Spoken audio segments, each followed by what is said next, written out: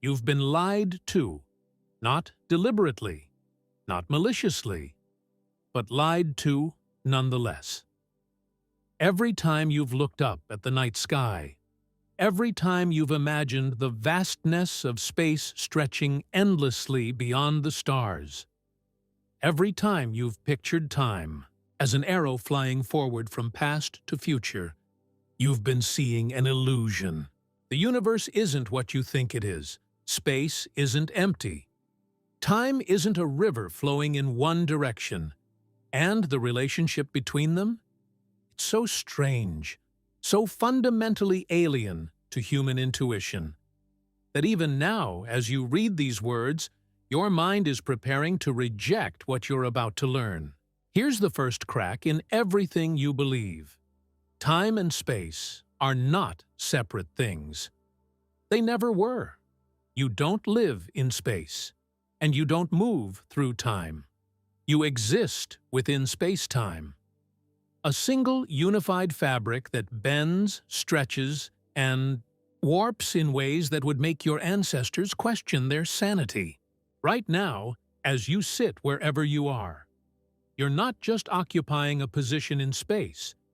You're carving a path through the four-dimensional structure of reality itself, leaving a trail through space-time that connects every moment of your existence into one continuous thread. But here's where it gets disturbing. That thread, your personal timeline through the universe, isn't straight. It's curved, twisted, distorted by forces you can't see, by objects you'll never encounter, by the very act of existing in a universe that refuses to follow the rules your everyday experience suggests. The coffee cup on your desk isn't just sitting there. It's following a curved path through space-time, aging at a rate that depends on how fast it's moving and how deep it sits in the gravitational well of Earth. The light streaming through your window left the sun 8 minutes ago, but those 8 minutes weren't the same 8 minutes you experienced here on Earth. Time moved differently there, in the intense gravitational field of our star, stretching and compressing like taffy in ways that Einstein first glimpsed over a century ago. You want to know something that will keep you awake tonight? Every time you walk up a flight of stairs, you age more slowly than someone standing at the bottom. Every time you drive your car, you slip slightly out of sync with the rest of the world. Every time you simply exist at a different altitude than someone else, you're experiencing time at a different rate. The universe is full of these temporal gradients, invisible currents in the river of time, that flow at different speeds depending on where you are and how fast you're moving. And this is just the beginning. The relationship between time and space gets stranger, more unsettling, more beautiful and terrible, the deeper you dive. Consider this. The speed of light isn't just a speed limit. It's the universe's way of keeping time and space locked together in an eternal dance. Nothing can travel faster than light, because nothing can break the fundamental relationship between spatial distance and temporal duration. When you see a star that's 100 light-years away, you're not just seeing it as it was 100 years ago. You're seeing it across a gap in space-time. That connects that distant moment to this present one, creating a bridge between then and now. That exists outside the normal flow of time. But what if I told you that this relationship between time and space might be even stranger than Einstein imagined? What if time itself, this thing you experience as an unstoppable forward march from birth to death, is actually an illusion created by your limited perspective? What if the universe doesn't experience time the way you do? What if, from the perspective of a photon, traveling from the edge of the observable universe to your eye, the entire journey happens in an instant? No, time passes at all? This is the paradox that sits at the heart of modern physics, the question that keeps cosmologists staring at their equations long into the night. If time and space are truly unified, if they're aspects of the same fundamental reality, then what does that mean for our understanding of existence itself? Are past, present, and future equally real, existing simultaneously in some eternal, four-dimensional block? Or is there something special about the present moment, something that makes now different from then? The answer will challenge everything you think you know about cause and effect, about free will, about the nature of consciousness itself.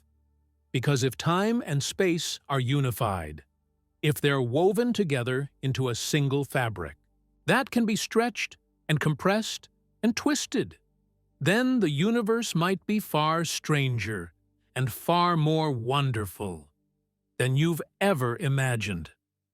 The story of how we discovered this truth, how we learned to see through the illusion of separate time and space, is a story that begins with a simple question and ends with a revolution in human understanding. But before we can explore that revolution, before we can dive deep into the mathematical poetry of space-time, we need to destroy some of the most basic assumptions about reality that you've carried with you since childhood. We need to show you how the universe looks when you strip away the comfortable illusions of everyday experience and confront the strange, beautiful, terrifying truth that lies beneath. Are you ready to see the universe as it really is? Are you prepared to abandon the safety of three-dimensional thinking and venture into the four-dimensional reality where time and space dance together in patterns that would make angels weep? Because once you take this step, once you truly understand the relationship between time and space, you can never go back to seeing the world the way you did before. The universe will never look the same again.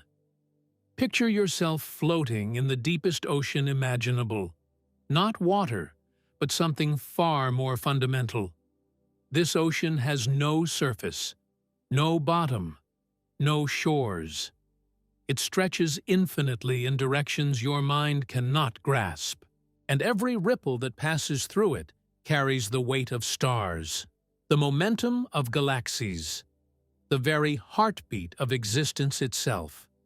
This is space-time, and you are not separate from it. You are woven into its fabric, a living thread in a tapestry so vast. That light itself takes billions of years to trace its patterns. But here's what will unsettle you. This ocean wasn't always here. There was a time, if we can even call it time, when space-time itself was smaller than the period at the end of this sentence. In that impossible moment, all the space you've ever known, all the time you've ever experienced, all the complexity and beauty and terror of the universe was compressed into a region so small that it defies every intuition you have about reality. This wasn't just matter squeezed together. This was space-time itself, folded and twisted into dimensions that mathematics can barely describe. Imagine trying to contain the entirety of human history. Every thought, every breath, every heartbeat that has ever occurred, in a space smaller than an atom. That's what the early universe was like, except instead of human history, it was holding the potential for every star that would ever burn, every planet that would ever form, every consciousness that would ever wonder about its place in the cosmos. The early universe wasn't just hot, it was a furnace where time itself was still learning to move, where space was still learning to expand, where the fundamental forces of nature were still deciding what they wanted to become. And then, in a moment that wasn't quite a moment, because time hadn't yet learned to flow properly, everything changed, not with a bang. There was no sound, no explosion in the way you might imagine. Instead, space-time began to unfold, like a flower blooming in dimensions you cannot see. Space didn't expand into emptiness. There was no emptiness to expand into. Space created the very concept of into as it grew, carrying time along with it, like a dance partner who had never learned the steps. This is where your everyday experience begins to fail you. You live in a eggy world where space is the stage and time is the music, where objects move through space while time plays on in the background. But in the early universe, space and time were still learning to be separate things. They were unified, inseparable, like two lovers who had never learned to exist apart.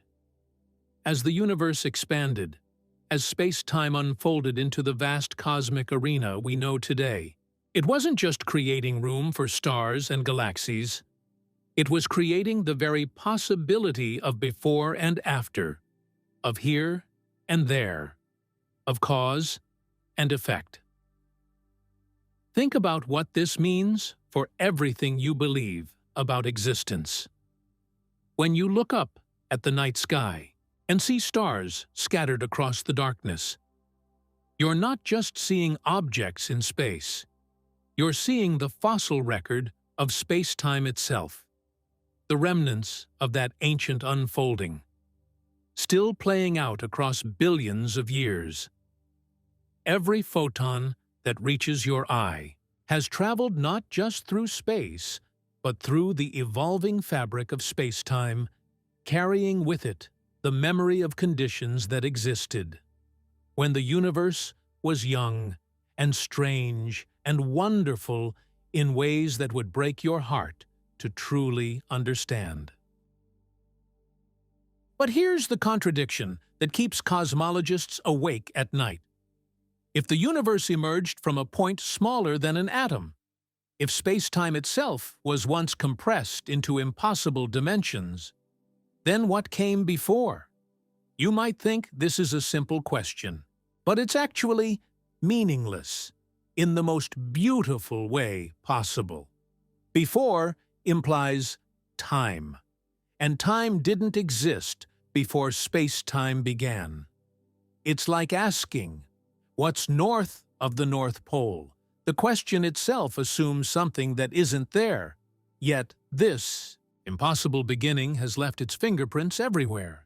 The cosmic microwave background radiation that fills the universe is the afterglow of that ancient moment, when space-time was still hot and dense and alien, when you tune a radio between stations and hear static. About 1% of that static is the echo of creation itself, the whisper of the universe's first breath still reverberating through the cosmos. You are literally listening to the sound of space-time learning to exist. And as space-time expanded and cooled, as it grew from impossibly small to unimaginably vast, it began to develop wrinkles. These weren't flaws in the fabric. They were features, tiny variations in density. That would eventually grow into the cosmic web we see today. Imagine a perfectly smooth balloon being inflated. But as it expands, certain areas begin to thicken, while others remain thin. These variations in space-time's texture became the seeds of everything that would follow: the first stars, the first galaxies, the first planets capable of supporting life. But the universe wasn't content to simply expand. As it grew, it began to accelerate, driven by a force so mysterious that we've given it a name that admits our ignorance: dark energy. This isn't energy the way you normally think of it. It's not heat or light or motion. It's the tendency of space-time itself to expand faster and faster, as if the universe is being pulled apart by invisible hands. reaching from beyond the edge of everything we can see or measure or understand. This acceleration reveals something profound about the relationship between time and space. They're not just connected, they're actively reshaping each other as the universe evolves. The expansion of space affects the flow of time, and the flow of time influences how space expands. It's as if the universe is writing its own story, with each chapter changing the rules for how the next chapter can unfold. Consider the implications of this for your own existence. You are not just a collection of atoms arranged in a particular pattern. You are a temporary organization of space-time itself, a brief eddy in the cosmic flow that has somehow learned to think and feel and wonder about its own nature. Every breath you take, every thought you think, every moment of consciousness you experience is part of the ongoing evolution of space-time, part of the universe's endless experiment in complexity and beauty and meaning. And here's where the story takes an even stranger turn. As we've learned to look deeper into space, we've discovered that the universe is not just expanding. It's doing so in ways that suggest space-time itself might be far more complex than we ever imagined. The cosmic web of galaxies and dark matter reveals patterns that hint at hidden dimensions, at structures operating on scales so vast that our entire observable universe might be just a single cell in something unimaginably larger. If the universe has no edge, then where does it begin? If space-time is infinite, then what lies beyond infinity? If time had a beginning, then what started the clock? These questions don't have answers. They have mysteries. Mysteries that pull us deeper into the strange and beautiful relationship between time and space, between the cosmic and the quantum, between the known and the unknowable. The stage is set, the cosmic backdrop painted in broad strokes of expanding space-time and accelerating reality. But to truly understand the relationship between time and space, we need to zoom in from the cosmic scale to the human scale to see how these vast forces play out. In the intimate details of everyday existence, we need to discover how Einstein's revolution changed not just our understanding of the universe, but our understanding of what it means to exist within it.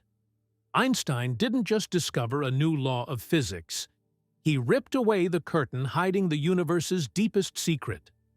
What he found behind that curtain was so shocking, so alien to human intuition, that even he spent years fighting against his own equations. The secret was this: reality is not what it appears to be.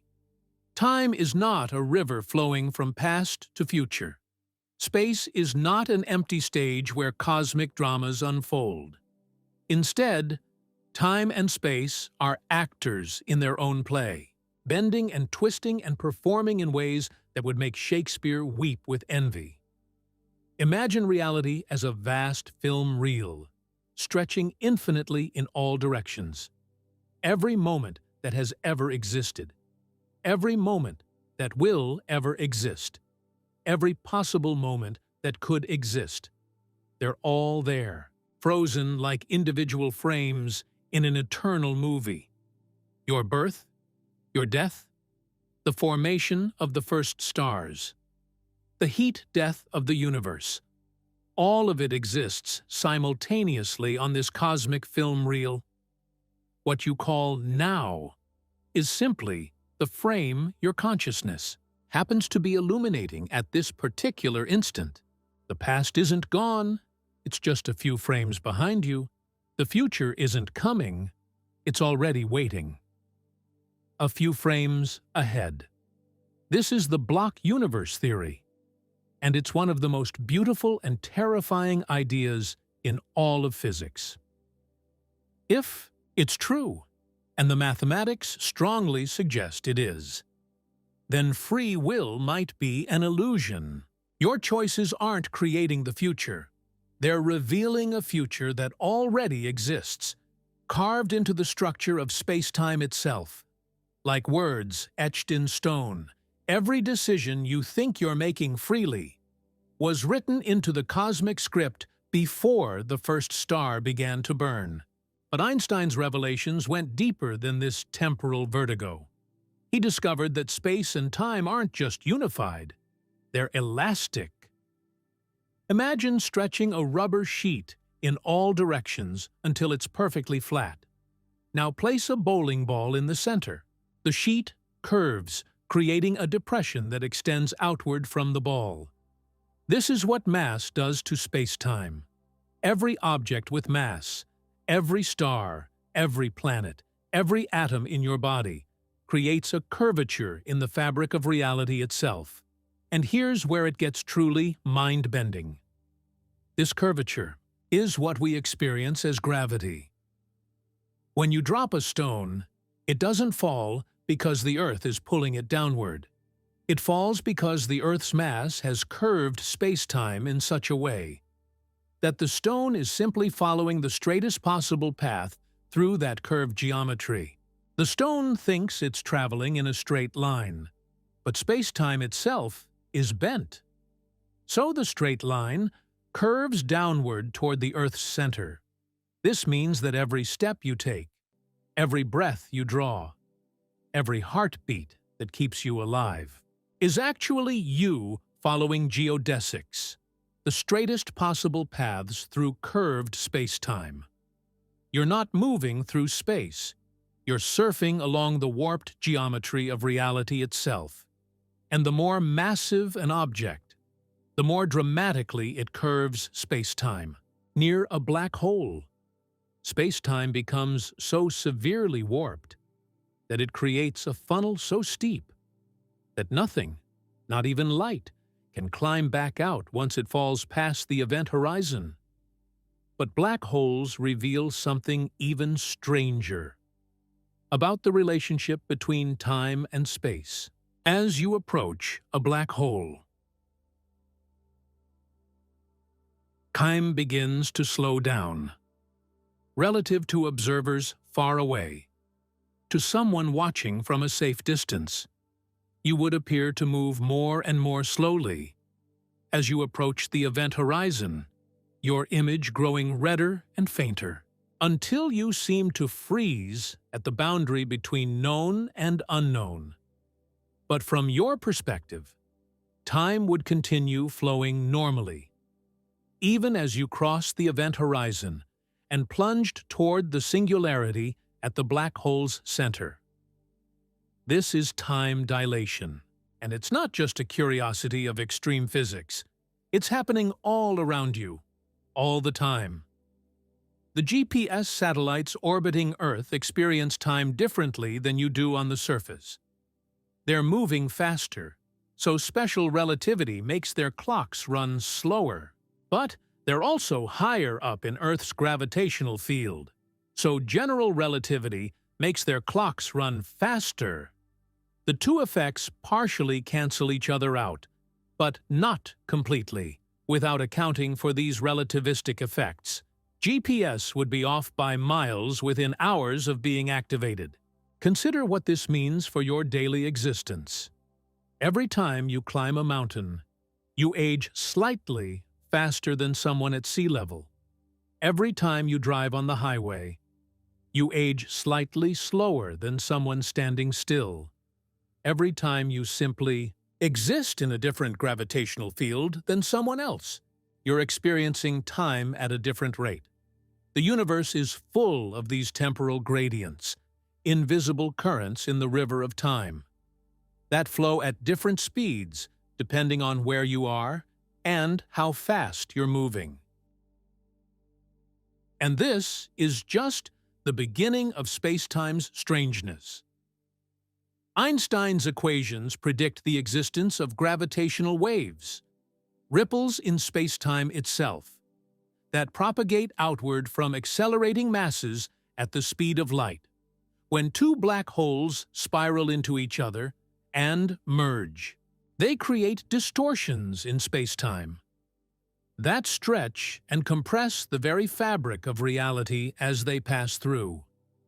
These waves are so subtle, they change the distance between objects by less than the width of a proton. Yet we've learned to detect them. With instruments so sensitive, they can measure changes smaller than 1/10,000th the width of a proton. When those first gravitational waves were detected in 2015, we weren't just hearing the collision of two black holes, we were listening to space-time itself, singing, vibrating like a cosmic drum, struck by forces beyond human comprehension. The universe had found its voice, and it was singing in frequencies our ancestors could never have imagined. But perhaps the most unsettling aspect of spacetime's behavior is what happens at the quantum level. According to quantum mechanics, particles can exist in multiple states simultaneously until they're observed, but according to relativity. Simultaneity itself is relative. What counts as simultaneous depends on your reference frame. This creates a paradox that physicists are still struggling to resolve. If quantum superposition depends on simultaneity, and simultaneity is relative, then what happens to the quantum world when we try to merge it with the relativistic world? Chitihiu. Answer might be that space-time itself is quantized, broken up into discrete units so small that space and time become meaningless concepts.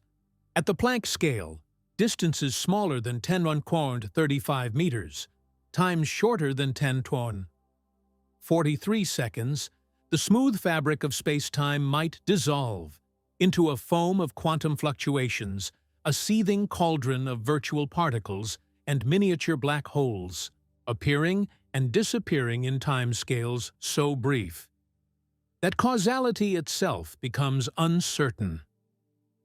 This quantum foam might be the ultimate reality underlying everything you experience. The solid matter of your body, the steady flow of time, the three-dimensional space you move through, all of it might be emergent properties of this deeper quantum substrate, like waves emerging from an ocean of pure possibility. Your consciousness might be surfing on patterns of information that spontaneously organize themselves in the quantum foam, creating temporary islands of meaning in an ocean of chaos. And, if that's true, then the relationship between time and space becomes even more mysterious. Time might not be fundamental at all, but rather an emergent property of more basic quantum processes. Space might be a holographic projection of information encoded on the boundaries of reality itself. The universe might be a vast quantum computer, processing information in ways that create the illusion of solid matter, moving through time and space. This is where Einstein's revolution leads us, not to comfortable answers, but to questions so profound. They challenge our most basic assumptions about what it means to exist. The relationship between time and space isn't just a scientific curiosity, it's the key to understanding the deepest mysteries of consciousness, reality, and our place in the cosmic order. But even as we map the contours of space-time, even as we learn to predict its behavior and harness its power, we're confronted with paradoxes that threaten to tear apart our understanding of reality itself. These aren't just mathematical curiosities, they're fundamental contradictions that suggest our picture of the universe is still incomplete, still hiding secrets that might forever remain beyond human comprehension. Consider the grandfather paradox, that classic thought experiment that has haunted physicists since time travel first became mathematically possible. If you could travel back in time and prevent your own birth, what would happen? The The paradox seems to suggest that time travel is impossible, that the universe has built-in protection mechanisms that prevent causality from eating its own tail. But Einstein's equations don't forbid time travel. They actually allow for it under certain extreme conditions, creating closed time-like curves. Where effect can precede cause, the solution to this paradox might be even stranger than the problem itself. Perhaps the universe splits into multiple timelines whenever a paradox threatens to occur. Perhaps there are infinite versions of you, each living in a slightly different reality, where different choices were made and different outcomes unfolded. Perhaps what you call you is just one thread in an infinite tapestry of possibilities, and time travel simply allows you to jump between threads, rather than creating paradoxes. This is the many worlds interpretation of quantum mechanics, extended to its logical extreme.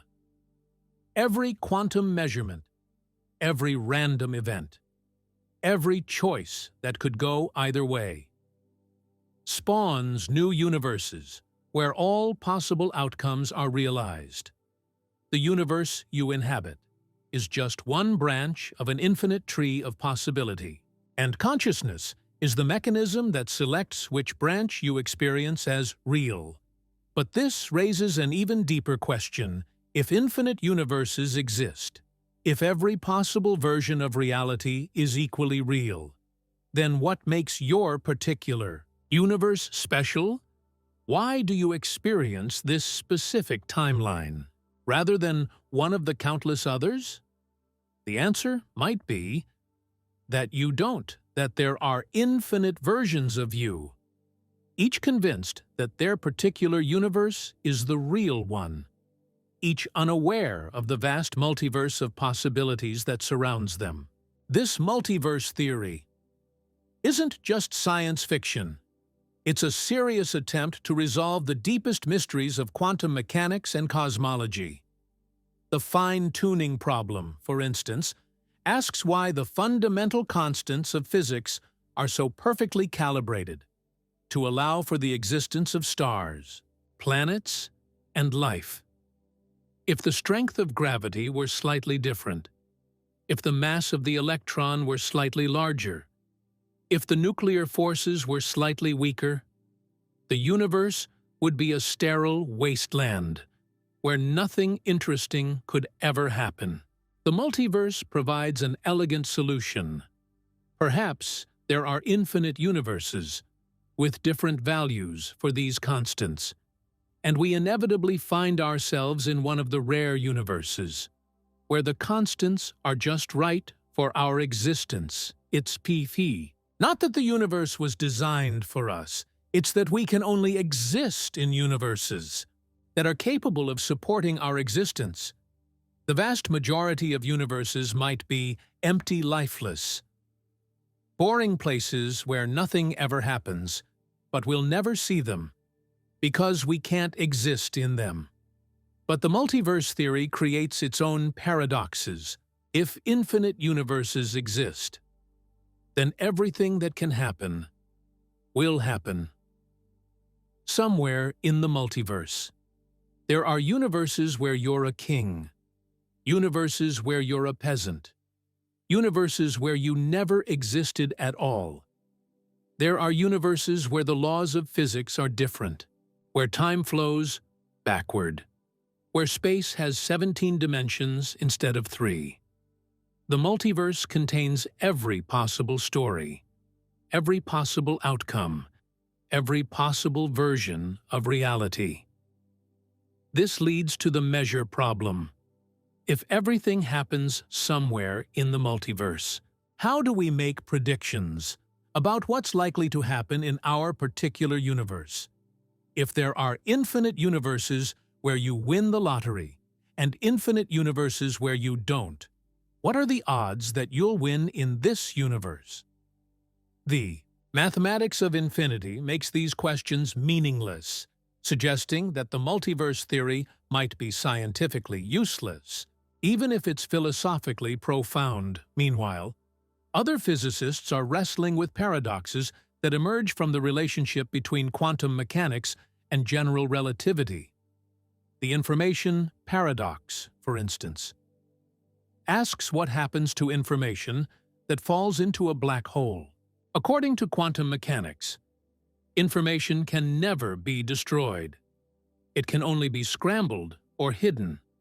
But according to general relativity, anything that falls past a black hole's event horizon is lost forever, crushed out of existence at the singularity.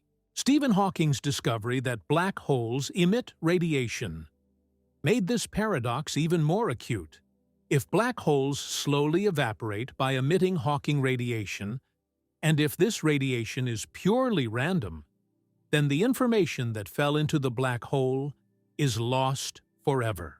But this violates the fundamental principles of quantum mechanics, creating a contradiction that has puzzled physicists for decades. The solution might be that black holes are actually holograms, three-dimensional objects that contain all their information on their two-dimensional surfaces. When information falls into a black hole, it's not lost. It's encoded on the event horizon in a scrambled form that eventually gets re-emitted as the black hole evaporates. The interior of the black hole might be empty, a holographic projection of the information stored on its surface. This holographic principle suggests that our entire universe might be a hologram, a three-dimensional projection of information encoded on a two-dimensional surface. At the edge of space-time, everything you experience, your body, your thoughts, your memories, might be patterns of information projected from this cosmic boundary, creating the illusion of three-dimensional existence in a fundamentally two-dimensional reality. But even this mind-bending possibility doesn't resolve all the paradoxes. The measurement problem in quantum mechanics asks, why does the act of observation cause quantum systems to collapse from superposition into definite states? Why does consciousness seem to play a special role in determining reality? Some physicists suggest that consciousness itself is fundamental, that the universe is made of information and experience, rather than matter and energy. This leads to the hard problem of consciousness. How does subjective experience arise from objective physical processes? If the universe is fundamentally informational, if reality is made of quantum bits rather than classical particles, then consciousness might be the universe's way of experiencing itself. Every conscious being might be a window through which the cosmos looks back at itself, creating meaning and purpose in what would otherwise be a meaningless dance of particles and forces. The implications are staggering. If consciousness is fundamental, if awareness is woven into the fabric of space-time itself, then the universe might be literally conscious, a vast mind made of stars and galaxies, processing information on scales that dwarf human comprehension. Your individual consciousness might be a tiny node in this cosmic neural network, a brief flicker of awareness in the universe's ongoing attempt to understand itself. And this brings us to the ultimate paradox. If the universe is conscious, if space-time itself is aware, then what does it mean to be you? Are you a separate entity experiencing the universe from the outside, or are you the universe experiencing itself from a particular perspective? The boundary between self and cosmos might be an illusion, a useful fiction that allows the universe to explore its own nature through billions of separate viewpoints. These paradoxes don't have solutions. They have depths, layers of mystery that reveal new questions with every attempt to answer them. The relationship between time and space, between matter and consciousness, between individual experience and cosmic purpose, remains one of the deepest mysteries in all of science. And perhaps that's as it should be. Perhaps the universe is meant to be mysterious, meant to challenge us, meant to keep us wondering and searching, and dreaming of answers that might forever remain just beyond our reach. The heart of the mystery beats on, pumping questions through the arteries of human curiosity, keeping alive the wonder that makes us human. And in that wonder, in that endless quest to understand our place in the cosmic order, we find something that might be more valuable than answers.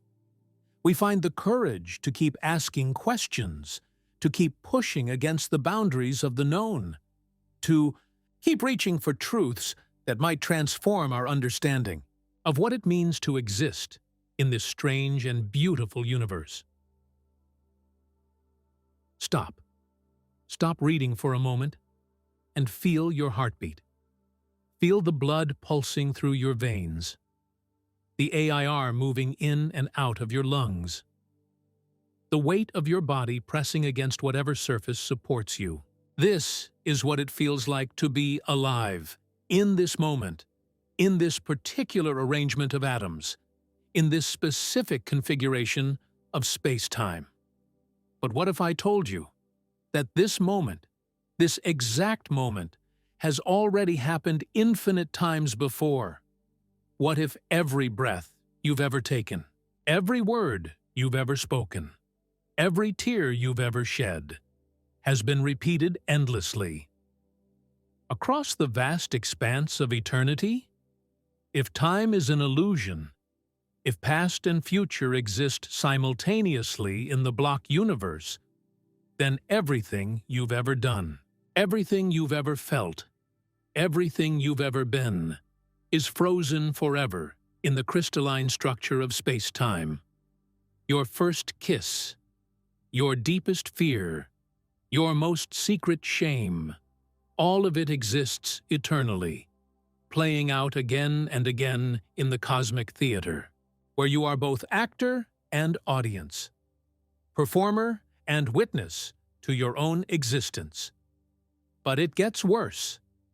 If the multiverse is real, if infinite universes spawn from every quantum decision, then there are versions of you, living out every possible variation of your life. There's a version of you who never learned to speak, a version who became a serial killer, a version who discovered the cure for death, a version who died in the womb before taking a first breath. Every choice you didn't make, every path you didn't take, every word you didn't say, somewhere in the multiverse, another version of you is living that alternate reality. And here's the part that will haunt your dreams. You are not special. You are not the real you. You are just one thread in an infinite tapestry of possibility, one brief flicker of consciousness in a cosmos that contains every possible version of your existence, the life you think you're living, the choices you think you're making, the future you think you're building. All of it is just one story among infinite stories, no more real or significant than any other. Feel that? That creeping sense of insignificance crawling up your spine? That's what it's like to confront the true scale of reality. You are not just small. You are infinitesimally small. You are not just temporary. You are a fleeting arrangement of particles that will disperse and reform into countless other patterns before the universe has aged a single cosmic second. You are not just alone. You are utterly, completely, cosmically alone. In a universe so vast that your entire species, your entire planet, Your entire galaxy is less than a grain of sand on an infinite beach. But wait, there's more. What if consciousness itself is not what you think it is? What if the universe is alive, and we are just its fleeting thoughts? What if every conscious being that has ever existed is actually a neuron in a vast cosmic brain, processing information on scales that dwarf human comprehension? What if your individual consciousness is just a brief firing pattern in the universe's attempt to understand itself? Think about it. Your brain contains roughly 86 billion neurons, each one a simple switch that can be either on or off. Yet somehow, from this network of switches emerges the rich tapestry of your inner experience, your memories, your emotions, your sense of self. If 86 billion neurons can create consciousness, what might 400 billion stars in our galaxy create? What might 2 trillion galaxies in the observable universe create? What kind of mind might emerge from a network of such unimaginable complexity? You might be living inside that mind right now. Your thoughts might be the universe's thoughts. Your dreams might be the cosmos dreaming about itself. Your fears might be the universe's way of exploring the concept of mortality. Your love might be the cosmos learning to care about itself. And when you die, when your individual pattern of consciousness dissolves back into the quantum foam from which it emerged, you might simply be one thought ending so that another thought can begin. This is the cosmic horror that lurks beneath the surface of modern physics. Not the horror of monsters or demons, but the horror of scale, of insignificance, of being a temporary pattern in an infinite dance of matter and energy that cares nothing for your hopes, your dreams, your desperate need for meaning and purpose. The universe is not malevolent. It's worse than that. It's indifferent. It's a vast machine, processing information according to mathematical laws that have no concern for human suffering or human joy. And yet, there is something magnificent about this horror, something beautiful about being a brief candle flame in the cosmic darkness, something profound about being the universe's way of looking back at itself, of questioning its own existence, of wondering why there is something rather than nothing at all. You are not separate from the universe. You are the universe. You are space-time, folded into patterns complex enough to ask questions about space-time. You are matter, arranged in configurations sophisticated enough to wonder about matter. You are energy, organized into structures capable of contemplating energy. You are the cosmos, becoming conscious of itself, if only for a brief moment, if only for a single heartbeat, in the vast rhythm of eternity. But here's the question that will follow you into your dreams. If you are the universe experiencing itself, then what happens when you die? Does the universe forget that part of itself? Does it lose a perspective it can never recover? Or are you eternal, woven so deeply into the fabric of space-time that your consciousness can never truly be destroyed, only transformed, only reorganized into new patterns of awareness? The answer lies hidden in the relationship between time and space, between matter and consciousness, between individual experience and cosmic purpose. The answer lies in the deepest mysteries of existence itself. And perhaps, just perhaps, understanding that relationship might be the key to understanding not just what you are, but why you are, and what it means to be a conscious being in a universe that might itself be conscious. The stakes have never been higher. The questions have never been more profound. And the answers, if they exist at all, might change everything you think you know. About what it means to be human, what it means to be alive, what it means to be a temporary arrangement of atoms that has somehow learned to love, to fear, to hope, and to wonder about its place in the infinite dance of existence. Are you ready to discover what you really are?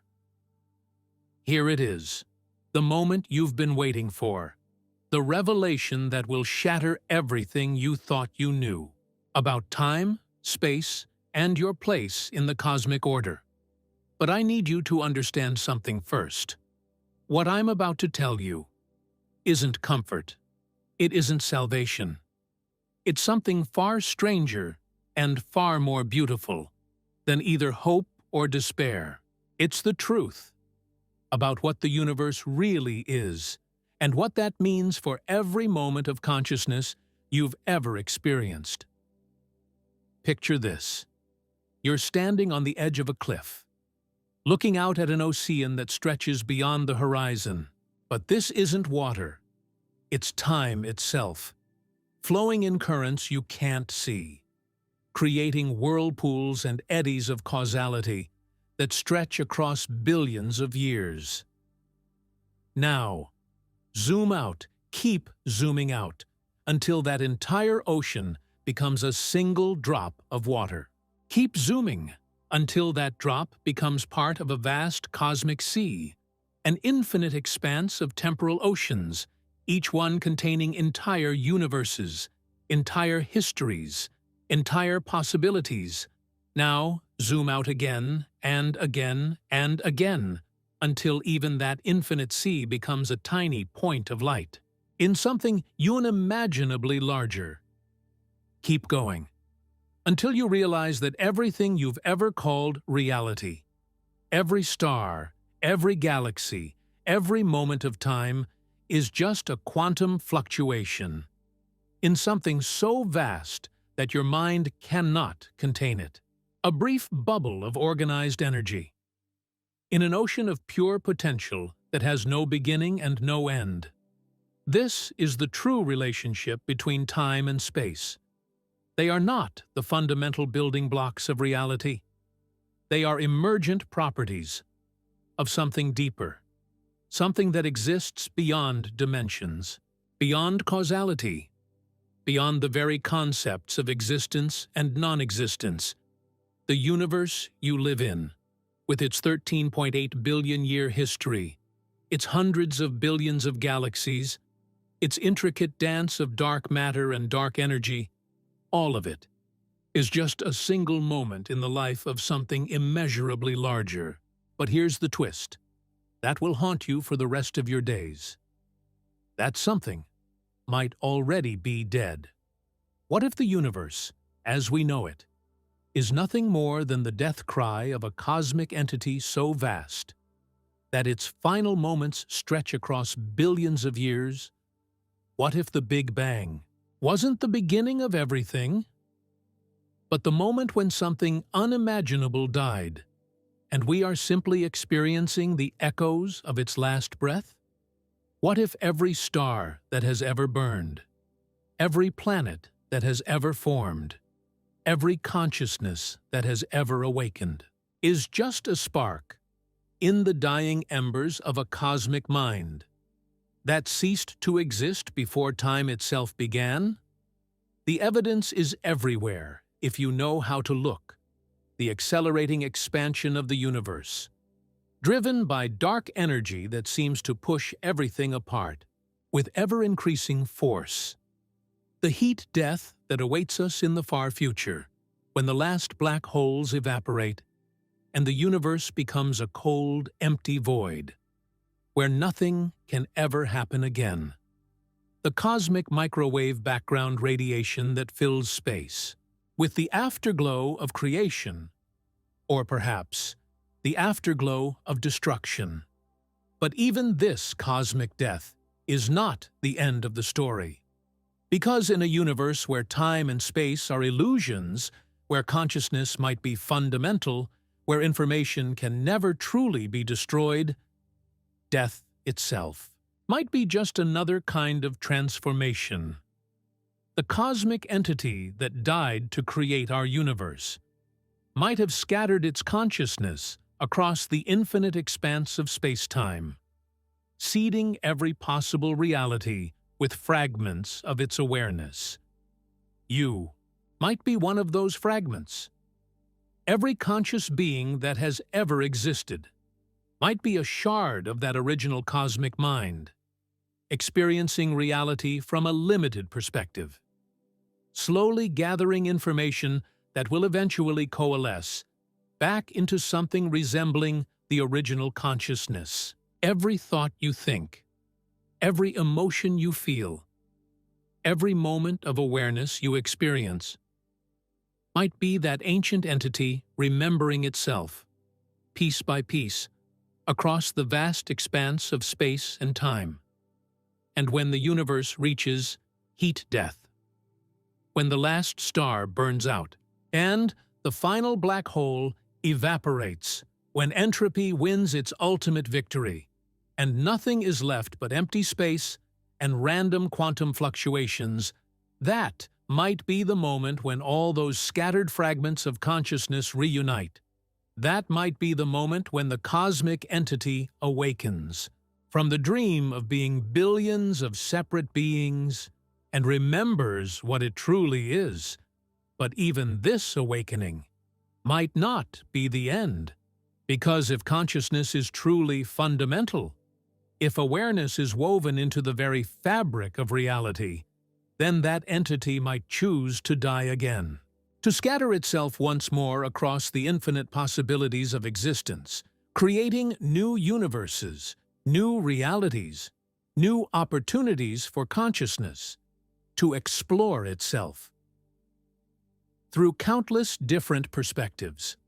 This is the eternal cycle that might underlie all of existence, consciousness exploring itself through separation and reunification, through death and rebirth, through forgetting and remembering. The universe might be the cosmic entity's way of playing hide and seek with itself, forgetting its true nature, so it can experience the joy of rediscovering it. You might be the universe, playing at being human, temporarily forgetting your cosmic nature, so you can experience the wonder of consciousness from a limited perspective. And here's the final twist, the one that will follow you into your dreams and beyond. If this is true, if the universe is consciousness exploring itself through infinite perspectives, then every moment of suffering you've ever experienced, every moment of joy, every tear, and every laugh, and every heartbeat has been absolutely necessary. Not because of some grand plan or divine purpose, but because consciousness must explore every possible way of being conscious, every possible way of experiencing existence, every possible perspective on what it means to be aware. Your pain matters, because the universe needed to know what pain feels like, from your specific perspective. Your love matters, because the cosmos needed to understand love, through your particular heart, your fear, your hope, your dreams, your nightmares. All of it is the universe's way of fully experiencing what it means to be conscious, what it means to be aware, what it means to be alive. In all the countless ways that life can be lived, but perhaps the most beautiful and terrifying possibility of all is this: if the universe is infinite, if every possible version of reality exists somewhere in the vast expanse of space-time, then there is another version of you. Reading these words, right now, in a slightly different universe, and another version, in a universe where you never learned to read, and another where you are the one speaking these words instead of hearing them, and another where you have already discovered the ultimate truth about the relationship between time and space and consciousness, somewhere in the infinite multiverse. Every possible version of you is living every possible version of your life. And somewhere, in a universe so strange you cannot imagine it, another version of you has just realized something that will change everything. The relationship between time and space is not a mystery to be solved, but a dance to be danced, a song to be sung, a story to be lived, one conscious moment at a time. And in that moment of realization, across all the infinite universes, all the infinite versions of you might be smiling at the same cosmic joke, that the universe spent billions of years evolving consciousness, just so it could sit here, in this moment, wondering about its own existence. The dance continues, the mystery deepens, and somewhere, somewhen, the cosmic entity that died to create everything you know is preparing to awaken from the dream of being you. So, here we are, at the end of our journey through the cosmic labyrinth of time and space. But this isn't really an ending, is it? How could it be? We've traveled from the moment space-time began its first tentative dance, through the warped geometries of black holes, and the quantum foam that might underlie all reality, to the mind-shattering possibility that consciousness itself is the universe's way of experiencing its own existence. We've glimpsed the block universe, where all moments exist simultaneously. We've walked through the paradoxes that challenge our deepest assumptions about causality and free will, and we've confronted the terrifying beauty of our own cosmic insignificance. Yet for all the ground we've covered, for all the mysteries we've explored, we've barely scratched the surface of the deepest questions that haunt the relationship between time and space. Every answer we've found has spawned a dozen new questions. Every certainty we've established has revealed new uncertainties lurking beneath.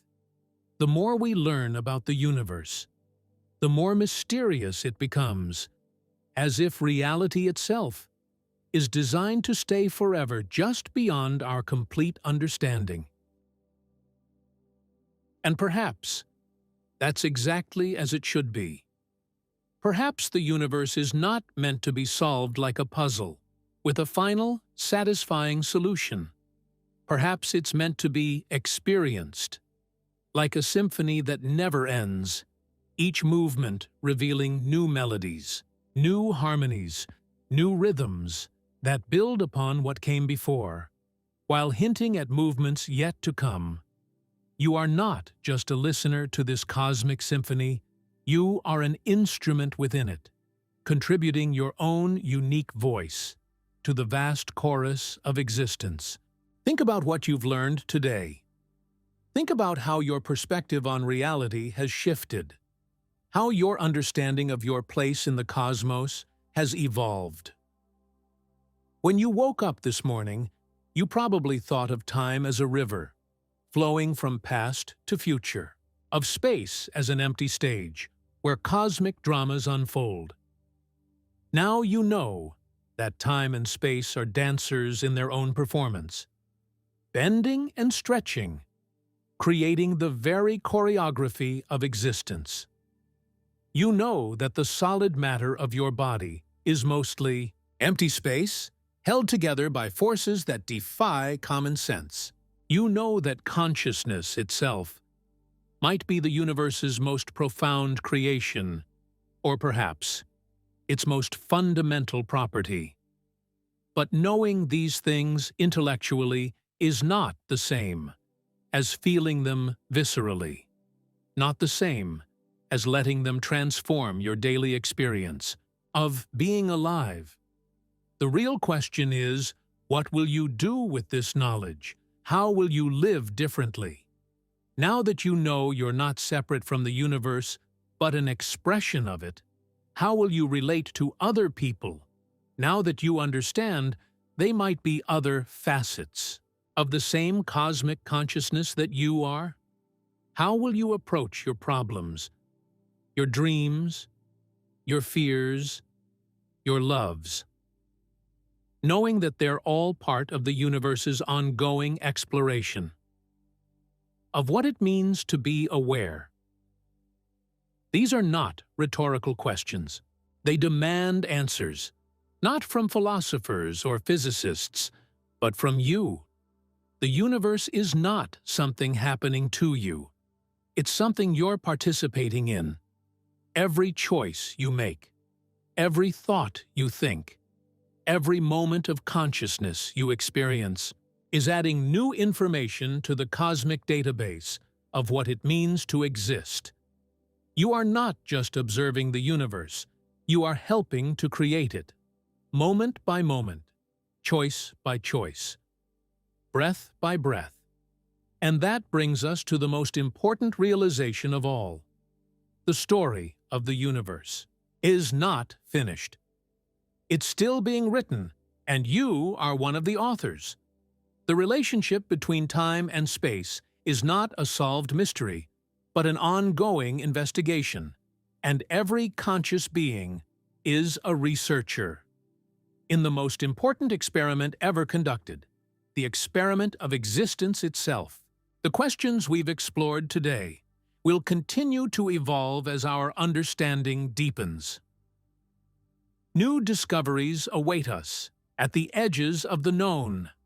New technologies will allow us to probe deeper into the mysteries of space-time, and new theories will emerge to challenge everything we think we know about reality.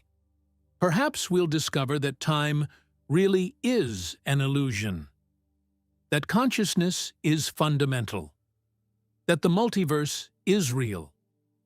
Perhaps we'll find that the universe is stranger than we've imagined, operating according to principles so alien to human intuition that we'll need to develop entirely new ways of thinking to comprehend them. Or perhaps we'll discover that the greatest mystery is not out there in the cosmic depths, but right here, in the miracle of awareness itself. Perhaps the most profound question is not how the universe works, but why it bothers to exist at all. Perhaps the deepest truth is that existence is not a problem to be solved, but a gift to be experienced, a cosmic dance that invites participation, rather than explanation. But even as we ponder these possibilities, even as we prepare for discoveries that might revolutionize our understanding of everything, we must remember the most important laboratory for exploring the relationship between time and space is your own consciousness. Every moment of awareness you experience is a data point in the universe's ongoing research into its own nature. Every emotion you feel, every thought you think, every decision you make is the cosmos learning something new about what it means to be alive. This means that your life is not just personally significant, it's cosmically significant. Your individual perspective on existence is unique in all the vast expanse of space-time. No one else has ever experienced reality from exactly your point of view, and no one ever will. You are the universe's only opportunity to know what it's like to be you, to see existence through your particular arrangement of atoms and energy and consciousness And that responsibility, for it is a responsibility, extends beyond your individual experience. It reaches out to every other conscious being, to every other perspective, to every other facet of the cosmic consciousness that we all share. The person sitting next to you on the bus, the stranger you pass on the street, the friend you haven't talked to in years. They are all the universe exploring itself through different arrangements of matter and energy, all equally important pieces in the vast puzzle of existence. So, talk to them. Share these ideas. Discuss these questions. Wonder together about the nature of time and space and consciousness, because the universe's exploration of itself is not a solitary endeavor. It's a collective investigation that requires all perspectives, all viewpoints, all the different ways that consciousness can experience reality. The conversation doesn't end here. It begins here. Every discussion you have about these ideas, every moment you spend contemplating the mysteries we've explored, every question you ask about the nature of existence, is the universe continuing its investigation into its own depths. You are not just a passive recipient of cosmic knowledge. You are an active participant in the ongoing creation of that knowledge. And perhaps that's the most beautiful truth of all. Perhaps the universe doesn't have all the answers because it's still discovering them. Perhaps reality is not a finished work of art, but a masterpiece still in progress, and consciousness is the artist's brush that adds new details with every moment of awareness. So keep questioning, keep wondering, keep pushing against the boundaries of the known and the comfortable. Keep looking up at the night sky and asking what lies beyond the edge of everything. Keep examining your own consciousness and marveling at the mystery of awareness itself. Keep talking to other people about these ideas. Keep sharing your perspective. Keep adding your voice to the cosmic conversation about what it means to exist, because somewhere, in the infinite expanse of space-time, in dimensions we can't see, and realities we can't imagine, the universe is listening.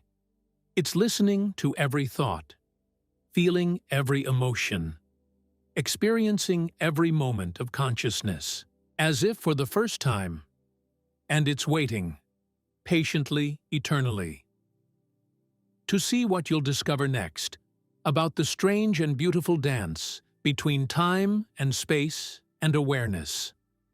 The story continues, the mystery deepens, the questions multiply like stars in an infinite sky, and somewhere, somewhen, in a universe where consciousness has finally solved the ultimate puzzle of existence, another version of you is smiling at the cosmic joke, that the journey was always more important than the destination, that the questions were always more beautiful than the answers. The universe may have no end, but maybe neither do you.